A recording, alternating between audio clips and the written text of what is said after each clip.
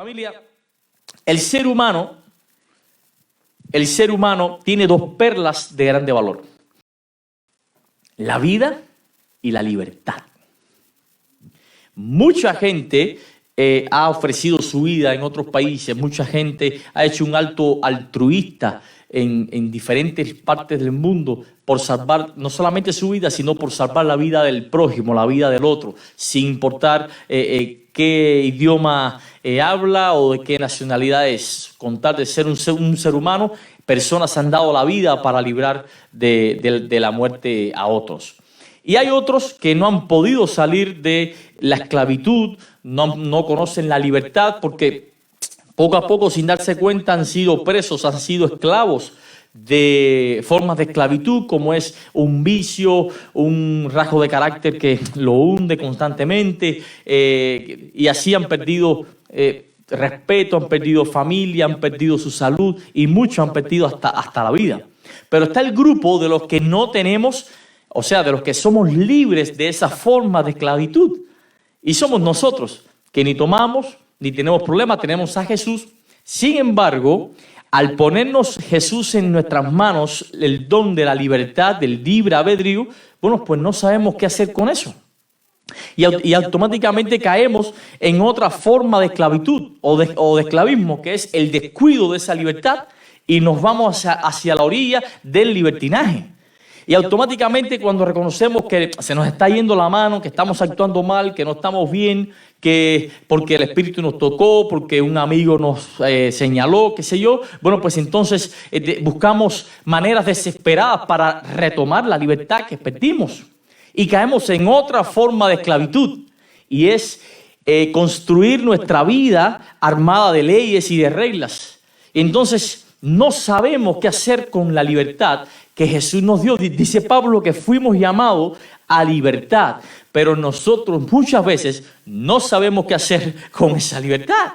Entonces construimos nuestras vidas a base de normas y reglas, porque toda la vida se nos ha dicho qué cantar, qué vestirnos, o cómo vestirnos, qué hablar, cómo caminar, cuándo decir amén, que no sabemos qué hacer con la libertad. Ahora, el pueblo de Dios, bueno, antes de ir a esta, quiero contarles que en la historia en la Odisea de Homero habla de un canal bien estrecho, por donde era, para los marineros era de mucha importancia, porque acercaba mucho a dos puntos bien distantes y lo acercaba mucho, y era muy importante para los marineros pasar por ahí. Pero el canal era muy estrecho y tenía un problema, y es que ahí vivían dos monstruos marinos, según la mitología de Dios. Resulta que ahí vivía de un lado Escilas. Escilas era una terrible bestia con torso de mujer, con cola de pez, y salían de ella 6 perros con 3 filas de dientes, y era una bestia bien temida, ¿no? Porque devoraba a todas las embarcaciones que pasaban cerca de su orilla.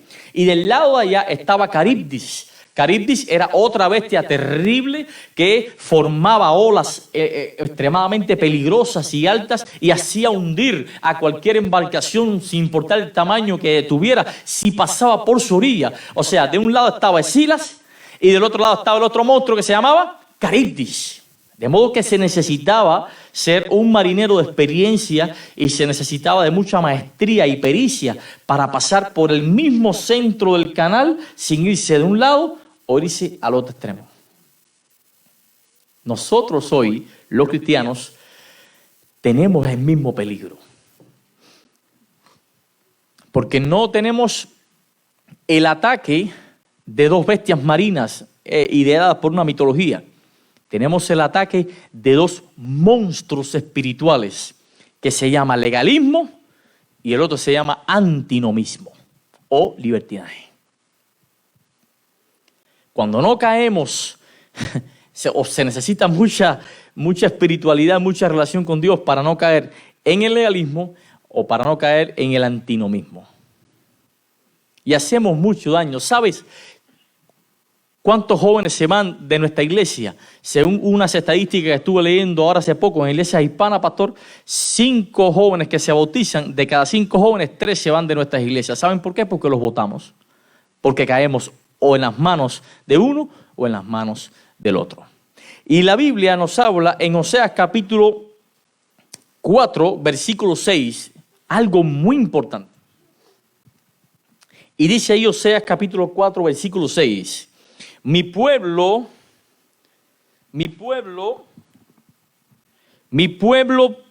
perece por falta de ¿qué? De sabiduría o de conocimiento. O sea, no dice Dios, mi pueblo perece por falta de instrucción, mi pueblo perece por falta de estrategias misioneras, mi pueblo perece por falta de normas, de leyes, de orden. No, estamos bien en ese sentido. Mi pueblo perece por falta de ¿qué? De conocimiento de Dios. Y cuando se habla de conocimiento, no puedo echar a un lado las palabras de Jesús. Las palabras que están descritas acá en el Evangelio de Juan capítulo 17, verso 3, que la estuvimos leyendo ahora en la mañana, que dice, esta es la vida eterna, que te conozcan a ti, el único Dios verdadero, y a Jesucristo, a quien has enviado. La vida eterna consiste en un conocimiento. ¿Pero un conocimiento de quién? De Dios. Y cuando se habla aquí de conocimiento, se está refiriendo al menos en tres direcciones distintas. Conocimiento, oigan bien, conocimiento proposicional, conocimiento relacional y conocimiento práctico. Y usted dirá, ¿qué rayos es eso? Conocimiento relacional. Bueno, pues le digo, conocimiento proposicional es el conocimiento que se adquiere a partir de datos. O sea, un historiador puede,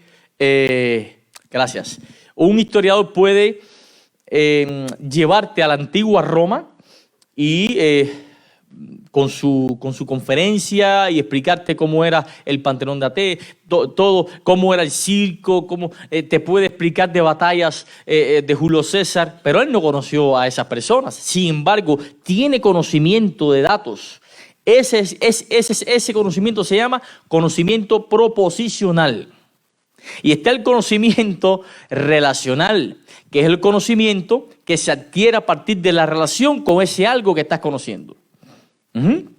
Es el conocimiento que adquirieron los soldados subordinados de César, con César. Es el conocimiento que adquieren los compañeros de juego de Messi.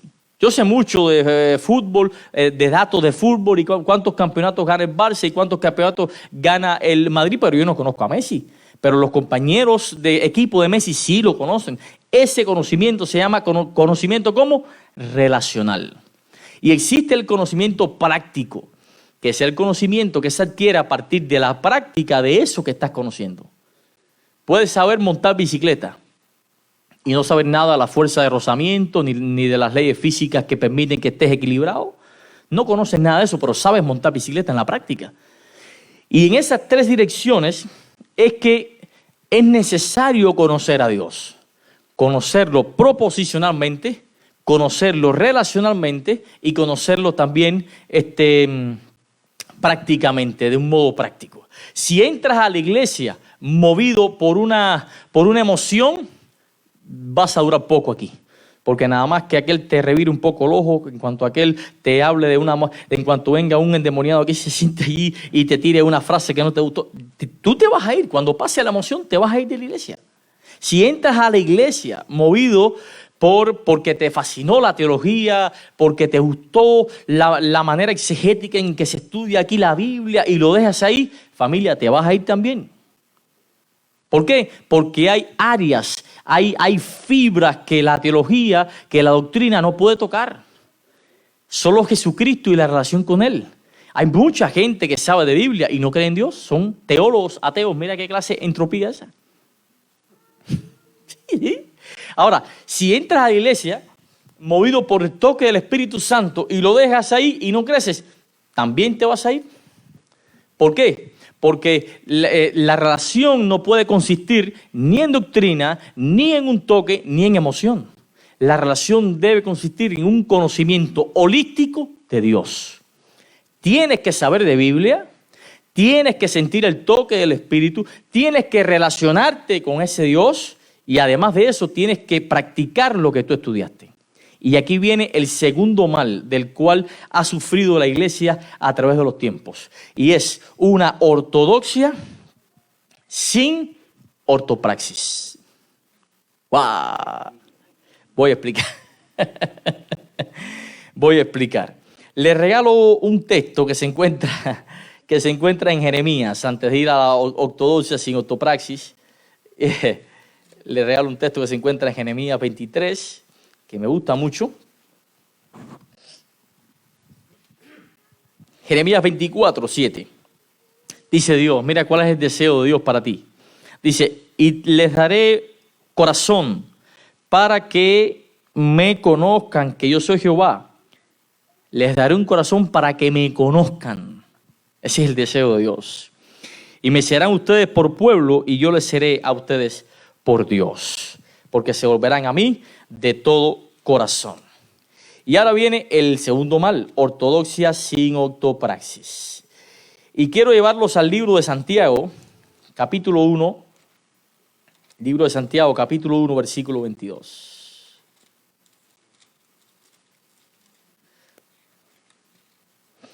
¿Qué cosa es ortodoxia sin ortopraxis? Conocemos mucho de la palabra de Dios. Tenemos mucho conocimiento en la cabeza de teología, de lo que tenemos que hacer. Esto es lo que pasaba en el pueblo de Israel en los tiempos de Isaías, cuando Dios tuvo que decirle a Isaías, dile al pueblo que este pueblo de labios me honra. O sea, ellos conocen la forma, cómo se hacen, lo hacen bien. Vaya, son una obra de teatro. No hace falta ponerle más nada. Pero su corazón está lejos de mí. Son muy religiosos, pero no son espirituales. Eso se llama ortodoxia. Tienen mucho conocimiento, están fuera de liga, saben cómo hacer los cultos, todo bien organizado, todo bien detallado, los planes evangelísticos bien diseñados, pero no ponen en práctica el conocimiento que tienen. Eso se llama ortopraxis. No tienen ortopraxis. Dijo Agustín de Hipona, predica todo el tiempo y si te es muy necesario, habla. Predica todo el tiempo. Y si te es muy necesario, habla. Apúntese por ahí. ¿Okay? Y eso es de lo que carecemos nosotros. Dice Santiago 1:22, y Santiago me encanta porque es bien directo. Dice Santiago 1:22, mas sean hacedores ¿de qué? De la palabra. Tengan ortopraxis. Hagan lo que predican. Vivan lo que dicen que son y no tan solamente oidores, porque se engañan a ustedes mismos. Una vida mal vivida, una vida de apariencias, no engaña al pastor, no me engaña a mí, no engaña al hermano, al anciano de iglesia, a la junta. Eso no, una vida mal vivida te engaña a ti mismo. No engaña a nadie más que a ti mismo, porque estás perdiendo tiempo de desarrollar una vida de comunión con Dios y así poder alcanzar una cercanía más a Él. Dice, porque si alguno oye la palabra y no la pone por obra, el tal es semejante a un hombre que considera en un espejo su rostro natural. Y más abajo dice el 25, pero el que mira atentamente en la perfecta ley, la ley de la libertad, y persevera en ella, no siendo oidor, vuelve a poner el dedo en la llaga, no siendo oidor olvidadizo, sino hacedor de la obra, este será bienaventurado en todo lo que hace.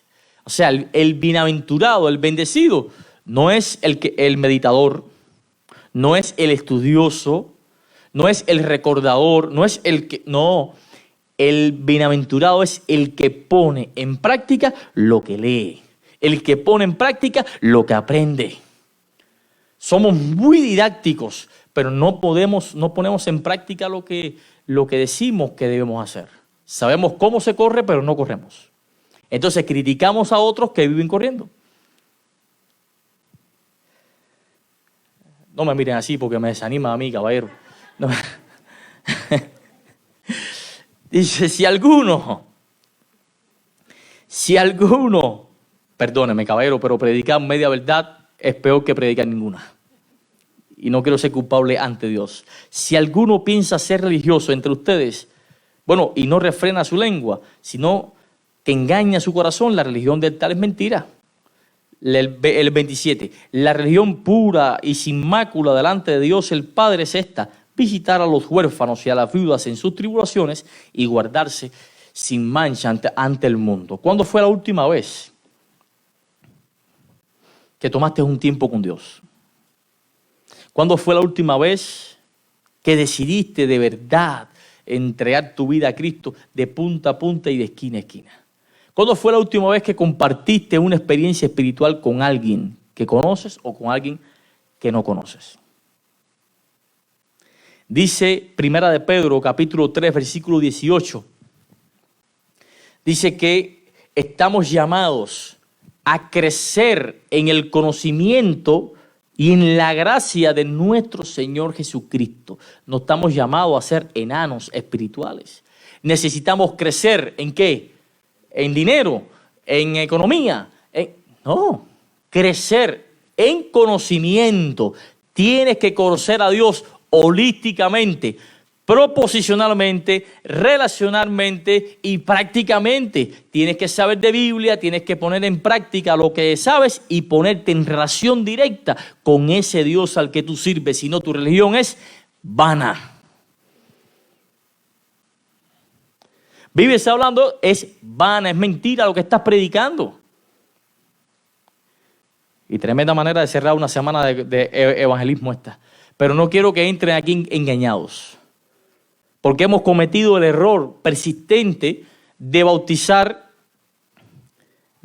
miembros y no bautizar discípulos. El miembro de iglesia se sienta ahí y no le importa lo que sucede en la iglesia. Se sienta allí y no le importa lo que sucede en el mundo. Pero el discípulo no se sienta ahí. El discípulo se interesa por lo que sucede en la iglesia y se preocupa por el pastor y se preocupa por los líderes. ¿Y qué pasa con fulano que hace estresado que no lo veo? Pastor, deme un libro para dárselo a la vecinita mía que ni nos conocemos, pero nos estamos mirando y nos saludamos. Quiero darle. Eso es un discípulo. ¿Tú eres un discípulo o eres un miembro? Está bueno ya. Cristo viene en las nubes de los cielos en cualquier momento y nos va a coger fuera de puesto, fuera de onda. Necesitas encontrarte con el Dios que estás predicando, en el mejor de los casos. Necesitas entender que estás aquí para servir y no para que te sirvan. Necesitas entender que no le estás haciendo un favor a nadie viniendo a la iglesia. Últimamente hay que llorarle a mucha gente de la iglesia para que vengan. Oh, no me han visitado. No, yo no voy más a esa iglesia porque llegué y nadie me saludó. ¿Quién tú eres? El favor te lo haces tú mismo viniendo a este lugar y ofreciendo tu corazón a Dios, porque no vales nada. El valor te lo da únicamente tu relación con Jesucristo. Y una vez que te relacionas con Él, entonces eres proclamado príncipe del reino prometido. Y ya cambia la cuestión. Entonces eres alguien muy, muy importante. Hazte el favor de conocer a Dios en estas tres formas. Hazte el favor de frenar tu lengua ante la crítica. Hazte el favor de poner en práctica lo que crees. Hazte el favor de que otros vean en ti al Jesús que tú debieras seguir. Hazte el favor de no criticar y unirte a los que luchan, porque tú tienes sangre de reino, hijo. Despierta de una vez y entiende que eres príncipe del reino prometido. Y esto va para los que están bautizados hace 40 años, van para los que llevan 2 años de bautizado y van para los que no se han bautizado todavía. Y van para los de otras denominaciones también. Esto va para todo el mundo. Eres príncipe de un reino y tienes un alto valor. Deseo que esta semana no haya sido en vano. Deseo que esta semana haya sido de bendición y de crecimiento espiritual. Comparte el evangelio que tienes que vivir con otros. Sea una bendición para esta iglesia y nunca le digas al pastor, pastor, estoy aquí para ver lo que pasa. Dile al pastor, estoy aquí para servir en lo que sea y veremos qué pasa. En lo que sea. Porque tenemos tanto que agradecerle a ese Dios que todo lo que hagamos no basta para pagarle el sacrificio de Jesús en la cruz del Calvario. la sangre derramada por ese inocente, por mí y por ti. Que Dios te bendiga y te abrigue siempre. Y espero que después de este sermón me vuelvan a